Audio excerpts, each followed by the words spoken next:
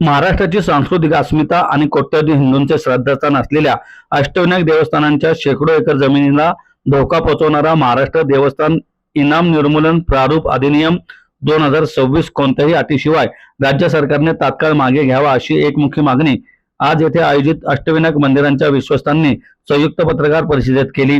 महसूल व वन विभागाने पुढे सरकवलेला हा मसुदा म्हणजे हिंदू मंदिरांची स्वायत्तता आणि त्यांच्या उत्पन्नाचे ऐतिहासिक स्रोत मुळापासून मोडीत काढण्याचे पद्धतशीर कारस्थान आहे। एका बाजूला अल्पसंख्याकांच्या संस्थांना कायदेशीर अभय कवच द्यायचे आणि दुसऱ्या बाजूला हिंदूंच्या पवित्र मंदिरांची मालमत्ता खासगी व्यक्तींच्या घशात घालायची, हा सरकारी दुजाभाव अष्टविनायक मंदिरे कदापि सहन करणार नाही। सर्व अष्टविनायक मंदिरांचा या प्रस्तावित कायद्याला तीव्र विरोध आहे अशी स्पष्ट भूमिका चिंचवड देवस्थान ट्रस्टचे विश्वस्त केशव विद्वंस यांनी अष्टविनायक मंदिरांच्या संयुक्त पत्रकार परिषदेद्वारे मांडली। पुणे येथे झालेल्या पत्रकार परिषदेला अष्टविनायक मंदिरे समितीच्या वतीने श्री मयुरेश्वर, श्री चिंतामणी, श्री सिद्धिविनायक, श्री मोरया गोसावी, संजीवन समाधी मंदिर आदींचे व्यवस्थापन पाहणारे चिंचवड देवस्थान ट्रस्टचे विश्वस्त श्री केशव विद्वंस, श्री बल्लाळेश्वर देवस्थान पादी ट्रस्टचे जितेंद्र गद्रे, उपाध्यक्ष वैभव आपटे, विघ्नहर गणपती देवस्थान ट्रस्ट ओझरचे अध्यक्ष बाळकृष्ण कवडे, श्री गणपती देवस्थान मठचे विश्वस्त किरण काशीकर आणि महाराष्ट्र मंदिर महासंघाचे राष्ट्रीय संघटक सुनील घनवट हे उपस्थित होते। राज्यातील सर्वच देवस्थानांना ग्रासणाऱ्या या संभाव्य संकटामुळे आता महाराष्ट्राचे सांस्कृतिक आणि धार्मिक वैभव असलेली पवित्र अष्टविनायक मंदिरेही या विरोधात पुढे आली असून त्यांनी या कायद्याला कडाडून विरोध दर्शवला आहे।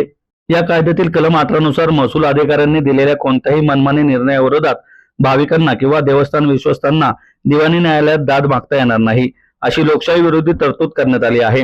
न्यायालयाचे दरवाजे बंद करून सरकार प्रशासकीय दडपशाही लादू पाहत आहे। त्याहून धक्कादायक बाब म्हणजे देवस्थानच्या जमिनींवरील अवैध अतिक्रमणे हटवण्याऐवजी 1 जानेवारी 2011 पूर्वीच्या अतिक्रमण धारकांना थेट मालकी हक्क बहाल करणे म्हणजे देवस्थानच्या पवित्र मालमत्तेची कायदेशीर लूट करण्यासारखेच असल्याचं यावेळी सांगण्यात आले। नमस्कार, मी केशव विद्वंस, विश्वस्त चिंचवड देवस्थान ट्रस्ट। आज आम्ही अष्टविनायक मंदिरांचे सर्व विश्वस्त प्रतिनिधी एकत्र जमलेलो आहोत। याचं कारण आहे की महाराष्ट्र देवस्थान इनाम निर्मूलन प्रारूप अधिनियम 2026 हा जो काही कायदा हा आणला जात आहे, त्याचं प्रारूप जे प्रसिद्ध करण्यात आलं त्या सर्वांचा अभ्यास करून हा संपूर्णपणे येणारा कायदा हे महाराष्ट्रातील प्रत्येक देवस्थानांचं त्यांच्या असलेल्या इनाम वर्ग जमिनींबाबतचा हक्क हे पूर्णपणे समूळ नष्ट करणारा आहे।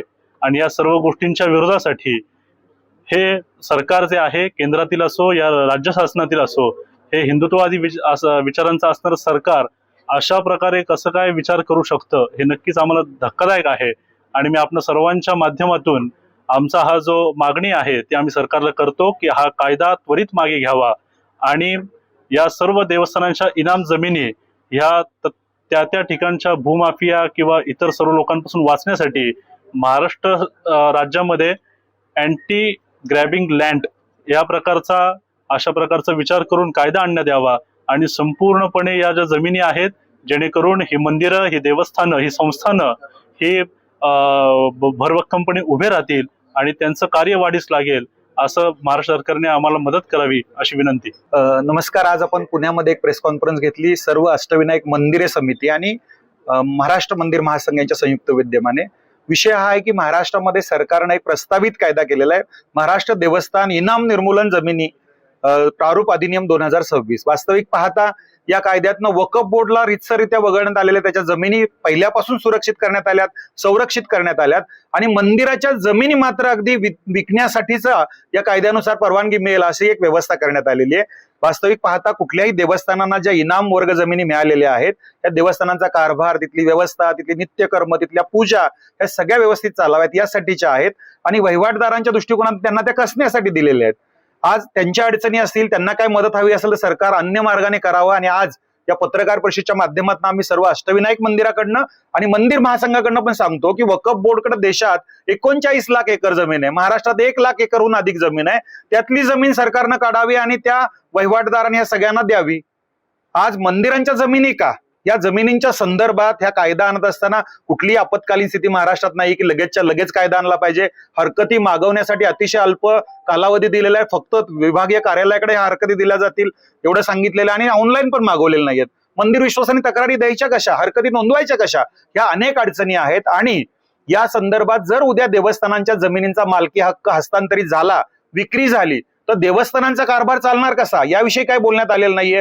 देवस्थानांना येणाऱ्या अडचणी संदर्भात बोलण्यात आलेलं नाहीये. जिल्हाधिकारी या संदर्भातले निर्णय घेणार सगळे. तर मग देवस्थानांचे मालक हे देवस्थान आहे, त्या ठिकाणचा देव आहे. तर मग हे निर्णय जिल्हाधिकारी कसे घेणार? आणि ज्या जमिनी वहिवाटदारांच्या सोडून अन्य आहेत, तो सुद्धा त्याचा विक्री ठरवण्याचा अधिकार हा जिल्हाधिकाऱ्यांना कसा देण्यात आलेला आहे? अशा अनेक गोष्टी या कायद्यामध्ये, अनेक अडचणी आहेत.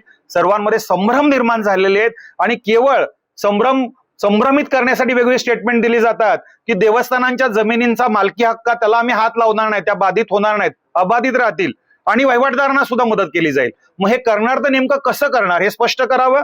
आणि महत्वाचा मुद्दा, या जमिनी अहस्तांतरणीय असतील अशा प्रकारचा उल्लेख तिथं असला पाहिजे. ज्याप्रमाणे वक्फ बोर्डच्या सातबाऱ्यावरती वक्फ संपत्ती प्रतिबंधित प्रकार असं म्हटलं जातं, त्याचप्रमाणे देवस्थान जमिनी प्रतिबंधित प्रकार, सत्ता प्रकार असा उल्लेख करण्यात आला पाहिजे. ही मागणी आहे. आणि जर हा कायदा मागे घेतला नाही तर सर्व अष्टविनायक मंदिर असतील, महाराष्ट्र मंदिर महासंघाशी जोडलेली अनेक मंदिर आहेत, ही सर्व याचा विरोध केल्याशिवाय राहणार नाहीत. या संदर्भात रस्त्यावरती उतरून विरोध करतील. किती जमिनी साधारण मंदिरांकडे? महाराष्ट्रामध्ये जवळजवळ 4.5 लाख हेक्टर जमिनी इनाम स्वरूपातल्या आहेत असं महसूल मंत्र्यांनी सांगितलेलं आहे. परंतु या जमिनी जरी एवढ्या असल्या तर या जमिनींच्या माध्यमातून येणारं उत्पन्न हे देवस्थानासाठी वापरलं जातं. आणि जर या जमिनीतनं उत्पन्न येत नाही असं सरकारचं म्हणणं आहे, तर सरकारनं ते उत्पन्न निघेल कसं, त्याचा मंदिरांना कसा लाभ होईल याचा विचार करावा. आज त्या जमिनींना, देवस्थानांच्या अंतर्गत येणाऱ्या जमिनींना पीक कर्ज दिलं जात नाही. प्रत्यक्षात किती ताब्यात आहे? ज्या कुठल्या या 4.5 लाख पैकी सगळे आहेत मंदिर? ज्या 4.5 लाख इनाम वर्ग जमिनीच आहेत, त्याच्या व्यतिरिक्त जमिनी अनेक आहेत पण ज्या इनाम स्वरूपात दिलेल्या आहेत. आणि महत्वाचा मुद्दा की छत्रपती शिवाजी महाराज, पेशवे असतील, त्या काळातले राजे रजवाडे आहेत, त्यांनी मंदिराचं व्यवस्थापन चालावं म्हणून जमिनी दिलेल्या आहेत, त्या काढून घेणार आहे का सरकार? याचाही विचार झाला पाहिजे. आणि याबाबत मंदिरांचे हक्क अबाधित राहिले पाहिजेत आणि वहिवाटदार, मिराजदार जे कोणी आहेत त्यांनाही निश्चितपणे मदत केली पाहिजे सरकारनं. आज या संदर्भात हस्तांतरणी असा उल्लेख त्या मंदिर जमिनीवरती आला पाहिजे. आवश्यकता असेल तर कोणी वहिवाटदार आहे त्यांचा उल्लेख करा तर करावा, परंतु ह्या जमिनी विकण्यासाठी परवानगी देऊ नये अशी आमची सर्व अष्टविनायक मंदिर समिती आणि महाराष्ट्र मंदिर महासंघाच्या वतीने मागणी आहे. या कायद्या संदर्भात आज जरी वहिवाटदार, पुजारी किंवा या ठिकाणी शेतकरी असं नाव पुढे केलेलं असलं तरी आम्हाला या ठिकाणी वाटतं की या संदर्भात आतापर्यंत महाराष्ट्रात देवस्थानांच्या जमिनींची जी गडबड झालेली आहे त्या गडबडी झाकण्यासाठी हा कायदा आणला जातोय का? ज्या भूमाफियांनी ह्या जमिनी बळगावल्यात, बिल्डर लॉबी आहे, महसूल विभागातले काही अधिकारी, अगदी स्पष्टपणे सांगतो या ठिकाणी, या अधिकाऱ्यांना खुश करण्यासाठी हा कायदा आणला जातोय का?